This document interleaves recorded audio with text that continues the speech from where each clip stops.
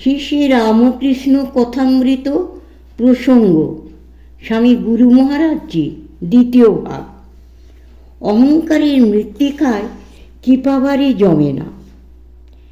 আরেকটি কথা সঙ্গে সঙ্গে ঠাকুর বললেন, অহংকার অভিমান থাকলে ঈশ্বর লাভ হয় না।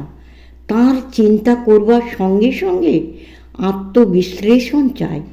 নিজেকে বিচার করে দেখতে হয় যে ভিতরে অহংকার অভিমান আছে কি না। যদি থাকে তাহলে ভগবৎ কৃপা লাভ হয় না। অন্যত্র আরেকজনকে লক্ষ্য করে ঠাকুর বলছেন, অহংকারের ঢেপি, সেখানে ভগবানের কৃপাবারে জমে না, গড়িয়ে পড়ে যায়।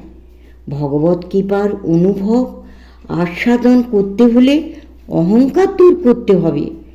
আত্মবিশ্লেষণ করে এটি করা যায়। প্রথম কথা, মন ভগবানেই রাখতে হবে, তাঁর চিন্তা করতে হবে। আর দ্বিতীয় কথা, তাঁর চিন্তা করছি এই অভিমান থাকলে হবে না। নানা সূত্রে মানুষের মনে অহংকার অভিমান আসে।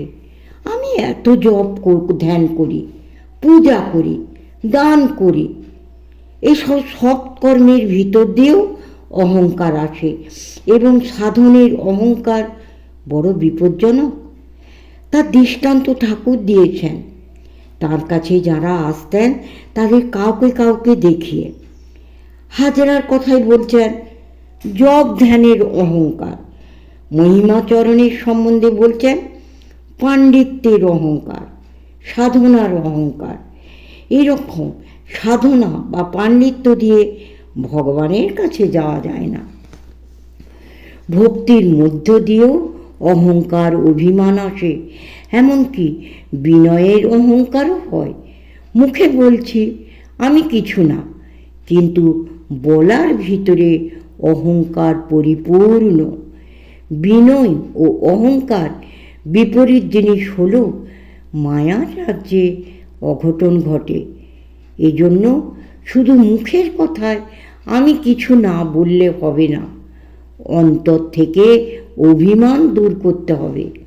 এটি আত্মবিশ্লেষণ না করলে হয় না। ভগবৎ সাধনার দুটি দিক, একটি ভগবানের দিকে মনকে নিবিষ্ট করা, আর একটি আত্মবিশ্লেষণ করে ভগবানে মন দেওয়ার পরিপন্থী বিষয়গুলি থেকে দূরে থাকা, সেগুলি মন থেকে সরানো। অহংকার অভিমান থাকলে তাঁর কৃপা বর্ষিত হলেও সে যেন ধরে রাখতে পারে না, তার আধার তৈরি নেই। ঢিপির উপর দিয়ে জল গড়িয়ে যাওয়ার মতন ভগবানের কৃপাও যেন বৃথা হয়ে যায়।